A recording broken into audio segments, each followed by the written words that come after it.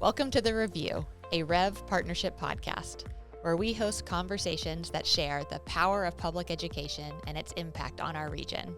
I'm your host, Dr. Elizabeth Brands. In each episode, we will explore the stories, insights, and conversations that shape the future of student learning and growth in our region. Tarrant County is a community with incredible power and potential. At the heart of this power is our public education. Education is more than just a foundation. It's a catalyst for transformation. Let's jump into the episode. Welcome to The Review, a Rev partnership podcast. I'm your host, Dr. Elizabeth Brands. Today's episode focuses on preschool enrollment as a high-impact strategy to improve student outcomes across the region. Today we are joined by Dr. Chad G., Superintendent of Kennedale ISD, Rebecca Putney, the Early Learning Coordinator for Castleberry ISD, and Kristi Brown, the Director of Elementary ELA and Early Childhood for Grapevine-Colleyville ISD. Thank you all so much for joining us. Thanks for having us. Thank you. Thank you. Dr. G., as the Superintendent of Kennedale ISD, you have been an early learning champion since the day I met you in your office. And when you look at your resume and your career, you have a master's degree in educational leadership and recently earned your doctoral degree from Texas A&M Texarkana. But you've been a champion of early learning this whole time, although you spent most of your classroom experience in high schools as an English teacher, as a coach. So what's the connection for you between being a high school teacher and you sitting in this room speaking about what Kennedale ISD has done to invest in early learning? I think it all stems from the fact that as a coach and teacher, and then as a assistant principal and principal, we were graduating students that were not on level. And how we were getting them graduated was amazing. We had people that worked really hard to work with these kids to help them be successful. But the reality was, we were not going to be able to fix it at the high school level. And so if we were ever going to fix their levels and get them on level at the right time, it was going to have to be done in the lower grade levels. And so I learned very early in my career that we've got to focus on early childhood and getting them on level early on and making sure that they're prepared for their future. Yeah.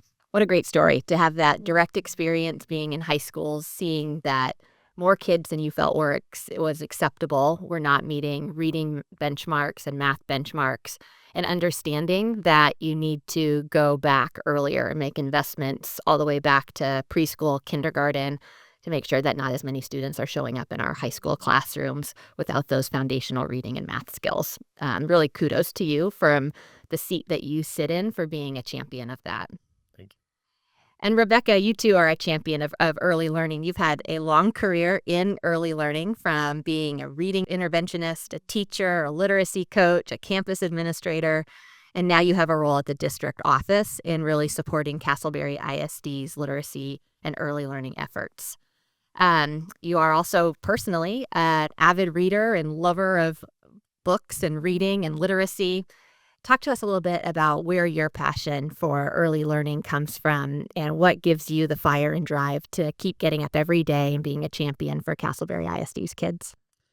So I think personally, I do have a love for reading and have just has seen that as a little girl. We moved a lot, like every 1.5 to 3 years, and always going somewhere new, and spent a lot of time reading and involved in adventures and just personally that just gave a lot of comfort and excitement in life. Then as I became a teacher, and of course believe that that's really important, literacy and things, but I don't know that I felt so passionate about it until I was a campus administrator in a really high needs campus, and saw the struggles that our older students were having, some of the parents were, and really came to see that if kids were not acquiring those literacy skills early on, pre-K and kindergarten, it was already so late in the game for them, and you could just see the continuing effects of that.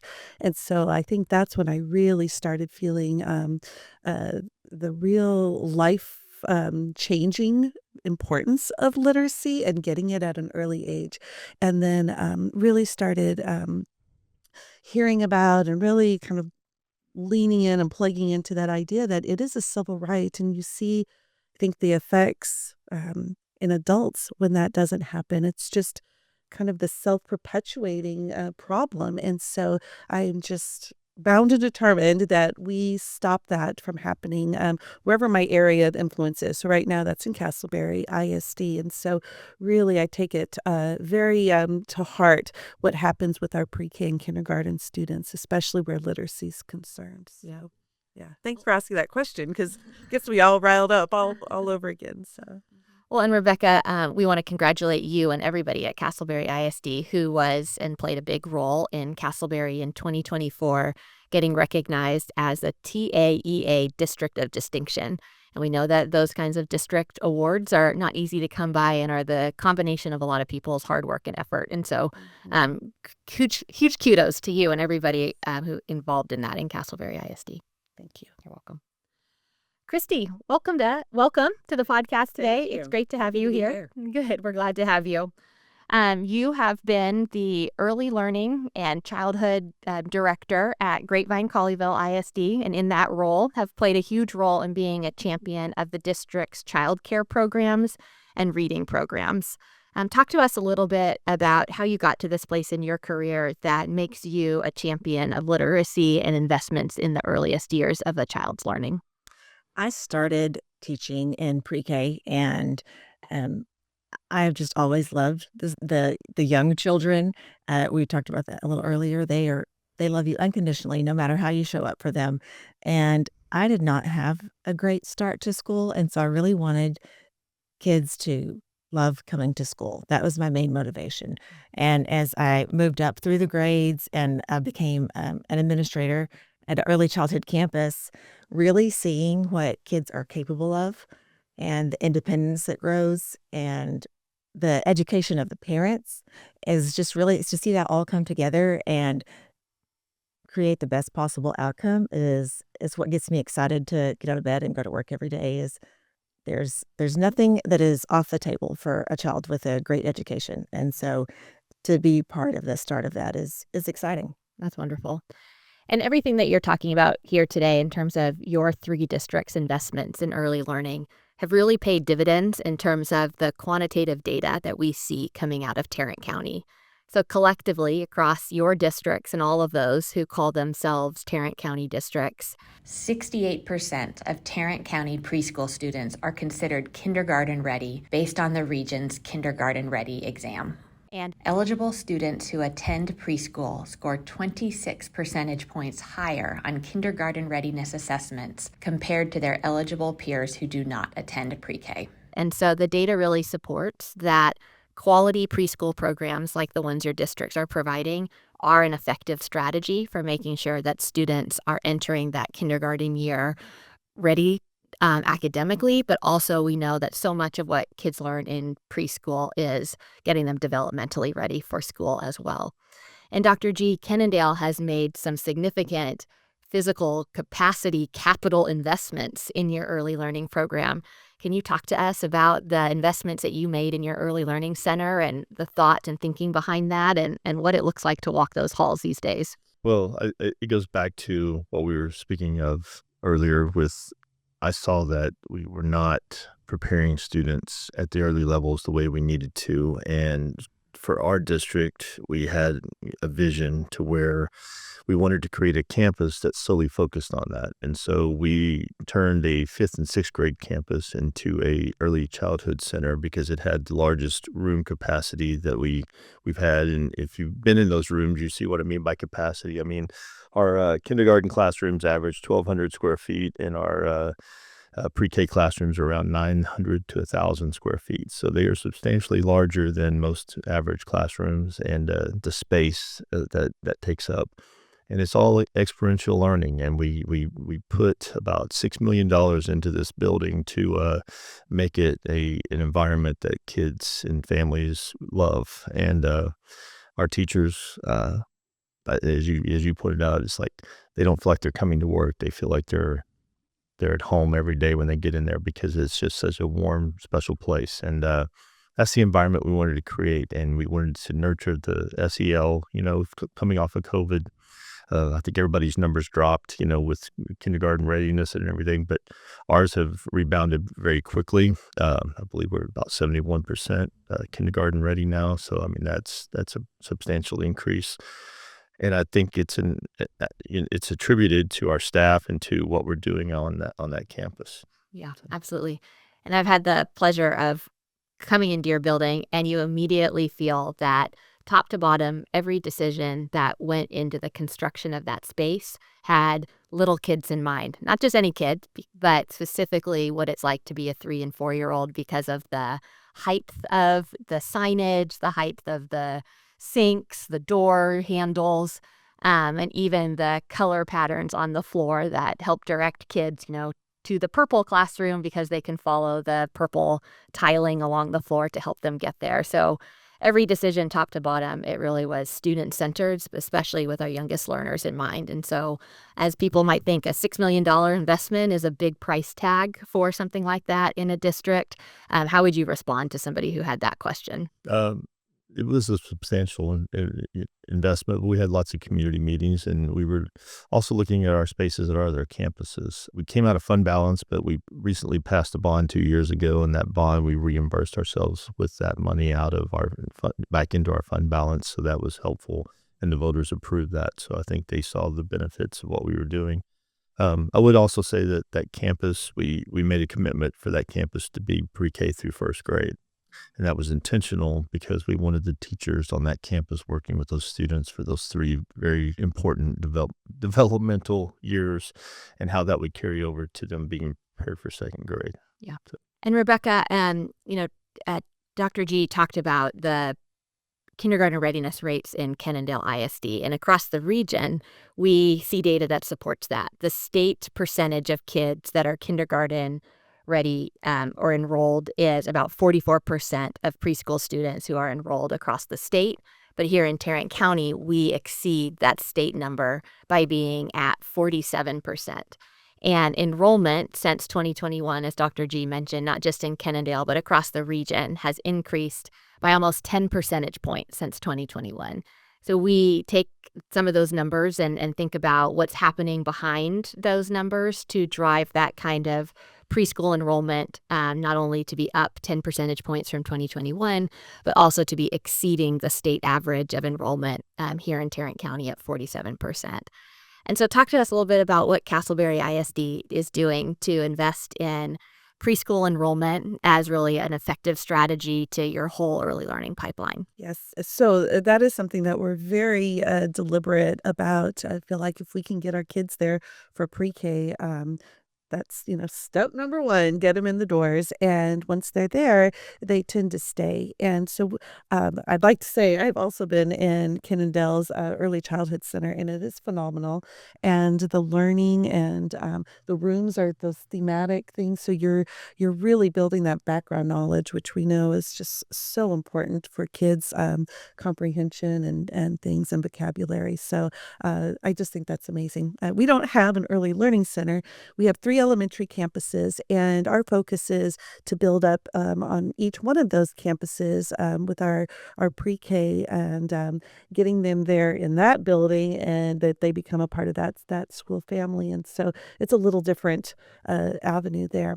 So some of the things that we do, since we are a small district, it is as a district, we're doing these events. So we'll have a lot of advertisement that goes into that with traditional ways, like with our social media platforms, billboards, mailers, and things like that. And then we're really excited about with the Rev partnership and the Go Early campaign. So we were talking about that to a group that was meeting yesterday and showed them the campaign. And we're really looking forward to year 2 and the different layers of that partnership and what that's looking like. So thank you for that opportunity. And so we're having a big, the day that you can start enrolling for pre-K is, registering for pre-K is the April 1st. We have a big event that night on each of the 3 campuses where we bring in the families and help them with the actual enrollment, and then have some other support things available to them, things that make it fun for the kids to be there, have little giveaways and books and things. So we try to make it a big event for them to come. There's a little photo booth. So that idea of, signing, hey, we're starting off pre-K. So lots of work is going into that to get them in the doors. So it sounds like a lot of kind of that warm handoff to encourage enrollment for preschool students. We know that is a big emotional decision for parents. There's a lot of emotions involved in it. When we interview parents about what are the barriers to enrolling your student in preschool, that's usually what their answer is. Those emotional responses of being worried about their kid. Well, will the school love them and care for them in the same way that I do? And so it sounds like Castleberry ISD is taking a lot of steps to make sure that you are combating that head on by the warm welcome you're giving in these enrollment events. And that was something really deliberate. And you all, at one of our early childhood convenings, had shared that was one of the significant barriers. And so in planning for these events, talking with our planning team about that very concern. And so, yes, making it warm. We have all the pre-K teachers are there, and as part of it, they take the students on a tour of their, the rooms. They don't know exactly which room will be theirs, but they show them where that is. And then one other thing, it's not a pre-K enrollment, but that does help with that barrier, is that same night as enrollment, we also try to get them enrolled in our early start in the summer. So we do, like when the bigger kids are doing their summer school, we have a program for the kids entering pre-K, and that's been really helpful and gets them used to going through the lunch line and walking into the classroom. And so that has also really helped assuage parent fears and students too.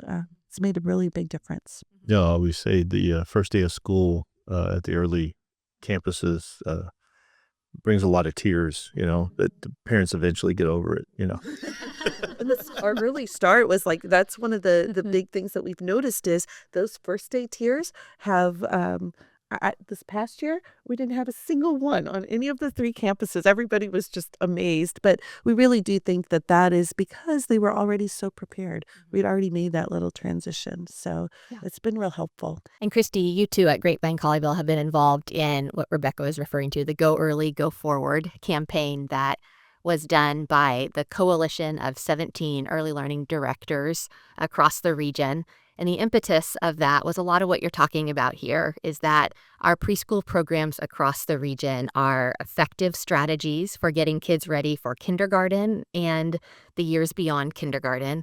And how can we raise awareness around that and do it in a way that is really warm, and peer-to-peer messaging was what the campaign really relied on, with the thinking that, a sign on a bench at the bus stop may do less to persuade a parent who is thinking about sending their kid to preschool than the warm voice of a friendly face in the community might. So a lot of warm colors, a lot of videos from the actual early learning teachers in classrooms across our districts, a lot of videos of your classroom so that parents can really get an inside view of what do these classroom learning environments look like. And you have been a big part of that Go Early, Go Forward campaign. And talk to us a little bit about the other investments that Grapevine-Colleyville is making in preschool. We have amazing teachers, and the district leadership is involved in hiring those teachers. And so I think that is a huge part, that we are able to partner with campuses to find the best person for the pre-K classroom, because not all principals are early childhood experts. And they are a little bit scared of small people sometimes. And so to help them find the best person to what the team needs, and to help get the students where they need to be, and also be that, like you were saying, the warm face for parents. And there's a lot that goes into picking the right person to be in the pre-K classroom. And I think that is what helps our program thrive 100% is our teachers and the support that they get from their campus and coaches. Yeah, that's a wonderful answer. I mean, all of us, before we got started today, we're talking about our teaching experience. And we know that the teaching experience for a 3 and 4-year-old is very different than even what a teacher in a first and second grade classroom needs. And so to be strategic about placing those teachers that have that career experience, that competency in those classrooms, makes a world of difference, as we know that teachers are the primary school-related factor to a kid's academic success. So again, the work that you are doing in preschool across the region is paying some real results. So eligible students who attended your preschool classrooms are 26% more prepared for kindergarten than eligible preschool students who did not attend your kindergarten classrooms. What that means is that we looked at all the students who entered your kindergarten classrooms and those who were eligible for preschool and did attend, and compared them to students who were eligible for preschool and did not attend preschool. 26% more students who attended your preschool were prepared for kindergarten. We see that connection between preschool and kindergarten readiness. And then as we move into third grade, we know that our region still has a lot of opportunity to continue to move the needle in third grade reading and early learning, third and fourth grade math. So what are the things that we can take from the effective practices that you are investing in preschool and kindergarten, and how can we look at those as a model to replicate those same or similar effective practices throughout those additional early years to make sure that the investments that you are making in preschool and kindergarten have a longitudinal effect all the way through a child's entire elementary school experience? And I'll see, Rebecca, if you have some thoughts to share on that. Oh, yes, I do. I feel like there are a few things that we've been really strategic about in pre-K, and I would love to see that same focus on our first and second grade. Some of it has just kind of naturally bled into kindergarten, but probably more K through third grade. Um, the state with HB3 put a lot of emphasis on early literacy, and in particular pre-K. Pre-K teachers not only have to have their certification to teach in pre-K, but they also have to do forgot what the number is, like 150 additional hours as one of the paths to be considered highly qualified. So you either have to have a specific early childhood degree plus your certification, or you have to have another pathway. And one of those is 150 hours of early childhood specific PD. That's a lot, and it's very focused, but that does keep our teachers who are teaching pre-K constantly looking and reflecting on their practices. We don't have that same requirement for other grades. And so they do go through the Texas Reading Academies, which in Castleberry, we had our pre-K teachers go through also. So that was an added layer of, aligned practices to the science of reading. So that also led to that high quality for our teachers. But another thing that we do in Castleberry is 4 out of 5 days, the teachers not only have their 45-minute planning time, they also have a professional learning community, a PLC, that's focused on looking at student data, student work, adjusting your instruction. And so they have that opportunity 4 out of 5 days. Well, in pre-K, something we did differently with them than we did with the other grades is we were doing coaching through the PLC process. And so every week, pre-K teachers, they had their data of what, and getting ready for the next year when they do their kindergarten readiness, but we know what areas to target. And so they would look at their data for that and then set micro goals. And they would look to see what activity they could do with their students that week.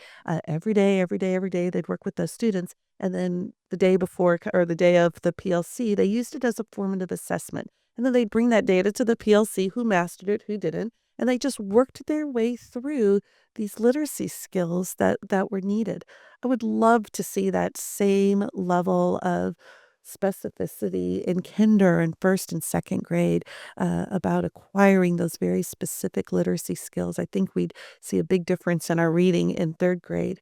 And then the way that we do progress monitoring too. We have an early learning progress monitoring in our district, and that keeps us really tight and keeps everybody accountable for data. I think that's also really key for moving forward. I do think it's something really valuable that happens at pre-K that also I would love to see move up to the kinder and first grade definitely is with the social emotional part. In kindergarten, they use the model of conscious discipline that's actually embedded in their curriculum. And so students are learning about, and teachers too, it's like its own little professional development. We learn how to build a sense of community that really lowers the kind of the stress factor. And so we know that that makes for, happy learners, or strong learners, whatever that saying is. But it also helps children learn how to regulate their emotions. We find that that's been something huge in the last, I don't know, 5-10 years is when you have these little preschool students who are coming in with these really, they're very deregulated and are throwing these um, horrific temper tantrums, like where they're like destroying the environment, like throwing things and things like that. And we're just seeing more and more of that. So this has been a really important tool to counter that and to really help students and teachers work with that kind of emotional regulation and community building. Um, it's very different when they move into kindergarten and first grade. And I think if those things would be more a part of our learning environment, I think it would just open the door for a lot more learning and stronger learning. So I would add that we also use conscious discipline and strong focus on SEL, and the experiences that we talked about, the foundations. So yeah. And that's not something that either teachers or students know how to pinpoint or handle, and so when it is built into their curriculum, it makes it a lot easier to have words to say to a 4-year-old who's having a meltdown. And it gives consistency too. And I think if we had that in the next grade, the students are used to that language, they're used to those routines. And so across grade level, there's consistency in pre-K. Then if I could add that in our district to kinder, first grade, I think that that consistency would be key. That's similar to what we're doing in Grapevine-Colleyville is really breaking it down to the student level and helping teachers. Early childhood teachers historically are not very data driven. Right? They have a lot of things going on, but they're really looking at the data and building on the momentum that we have in pre-K. And so I would like to see kinder first and second build on the momentum that we have to make sure that they continue to move forward and stay ahead of the game. In pre-K, we talk to teachers a lot about if there is a gap, this is the smallest it's going to be. So it's up to us to get them to the starting line for an even playing field. And I would like to see us to continue, and we're working on it, but it's pre-K, the way we do it now is relatively new. Mhm. And so it's taking some getting used to for the system to accommodate to the gains that we're making and keep those moving forward. Yeah. And Dr. G, you talked about how in your early learning building, you are putting all the way up through those first graders in that building. What are you seeing as the benefits of having your preschool all the way to first graders under the same roof? How has that been an effective strategy to making sure that that investment in those preschool students is having a longitudinal effect all the way till the end of their first grade year? I was going to touch on several of the things that they touched on as well. The learning environment, we committed a lot to the environment that our students are in, and we felt like having them grouped in those age groups was going to be beneficial so that by the time they got to second grade, our goal is to have 100% of them on level. Yeah. Now, is that going to be realistic? Probably not. But, if we're at 80% on level by second grade, we're ahead of the game, and so, I mean, that would be phenomenal. And I will say that, our kindergarten, we use MAP as our universal screener from kindergarten all the way through 10th grade. Yeah. And so we use circles with our pre-K. And so it comes in waves. They call it waves with circles. So it's like we do this wave and then the second wave and then we move from there. But with MAP, it's beginning of the year, middle of the year, end of year assessments. And we look at the growth and proficiency, and that's what we're looking for. Our kindergartners have tracked very well. So last year we were pre-K and kinder in that building. This is the first year our first grade is there. So it's going to be very interesting to look at the end of the year data and see how that has transitioned. I will say that our middle of the year scores dropped down with the first grade. Our kinder is still really high. And so we think that some of it is the fact that this is new. It's a new environment for the first grade. It's the first time that we've had the teachers all together.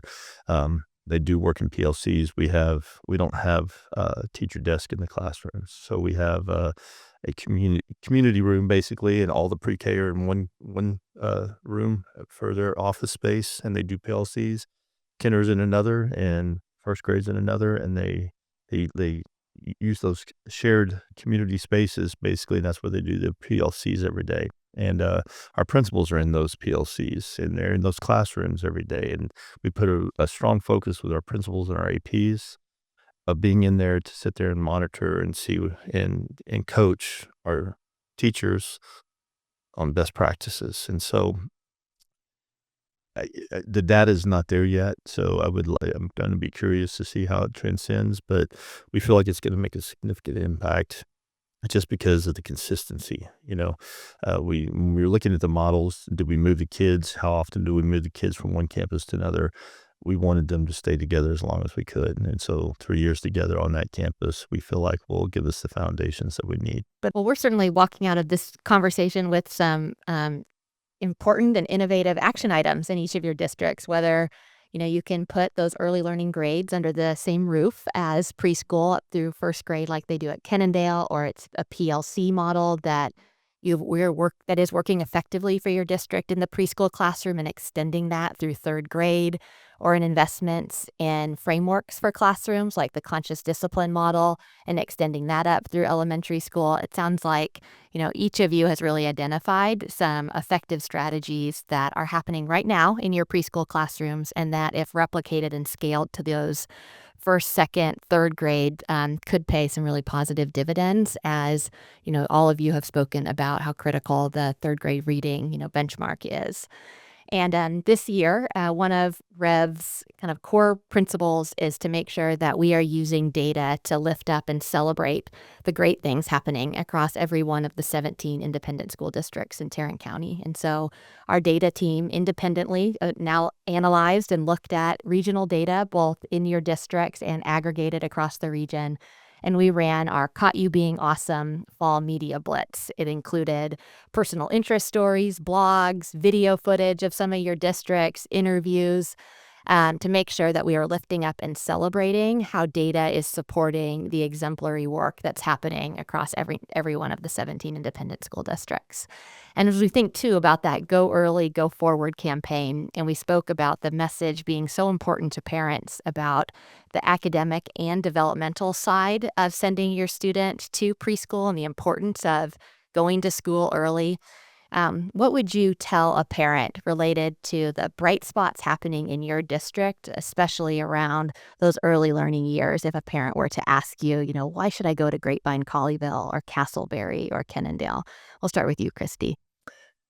I would tell parents to dream big for their kids and encourage their kids to dream big, because I said this earlier, but a student with a great education, there's not anything that they can't do if that's what they want to do. And that to use it as a time of celebration. I know we've talked about tears across the drop off on those first few days, and there's tears when you send your kids off to college, but that's what's supposed to happen. And it's a celebration, and to embrace it and really make the most of it to help your kids reach their full potential. That's wonderful. Yeah. Well, if we have parents coming to us, it's a yes, choose Castleberry. Your kids are going to be in great hands. They're going to have teachers who love them, get them in those doors. You're going to become part of the school family. We talked about conscious discipline. And so in those classrooms, they're going to feel this sense of community. When they're not there, the kids they have a little ritual where they're going to be singing a little song about how we miss you, we wish you well. They got Beanie the Frog, who's going to give them a big hug and welcome them back. They're going to have a classroom job. They're going to be a part of that room, heart and soul. And so I would really encourage them to get them in there right from the start. And Dr. G, what would you say to a parent if we were to about the importance of preschool if we were to put you on the mic in the Go Early, Go Forward campaign? So I'm going to touch on what Kristi was saying is that I'm a firm believer that education is the great equalizer. And I'm the first person in my family to go to college, first person to graduate, multiple degrees. I know what it has done for me. I know what it's done for my family. I know what it's done for my son and daughter who both have college degrees. The sooner they can start that process, the better. And, I think we have great things going on in our public schools. There's a lot of contention right now, especially with vouchers and everything else, but there are so many opportunities in your local public schools. And I think Kennedale ISD, we have phenomenal things going on. Our early learning center is I think one of the best in the state. And I really honestly think that what's going on there gives kids a better chance for their future. And that's our whole goal with what we're doing. Well, as we wrap up today, is there one final message that you would want to leave with listeners, whether that is parents, whether that's people considering sending their kids to preschool, wondering if preschool is an important investment? Is there one final message that you would want to leave today? Kristi, do you want to get us kicked off? I think pre-K is the greatest return on investment that you can make in public education. And the rise and fall of any community depends on the public school system. And so I think not just because we want our kids to succeed, but because we want our communities to succeed, there's multiple reasons to support early childhood learning. Yeah, I would say we're looking at this idea of literacy and becoming literate. One of the important factors that we know that goes for understanding and comprehension is the background knowledge that we have on things, including the vocabulary. And so pre-K is that perfect beginning. It gets students in with in the conversations and the learning, the vocabulary development, all the experiences that they're going to have that's going to start building background that just lays such a strong foundation for becoming literate. We've got to get them started. Mm-hmm. And I'm going to get political. So, my thing is that our legislators need to put their money where their mouth is. If they want us to fix reading levels by third grade, then let's put more investment into our early learning centers, into our pre-K, and let's get more families involved in doing that, and really encourage families to bring their kids, which means making it universal for all families and not just the ones who qualify. Well, we want to make sure that we are leaving by giving a huge thank you to each of you and all of the teams behind you at your districts who make early learning possible for the 750,000 kids who call Tarrant County home. And we know that the investment in the early years pays dividends as kids progress through their academic trajectory.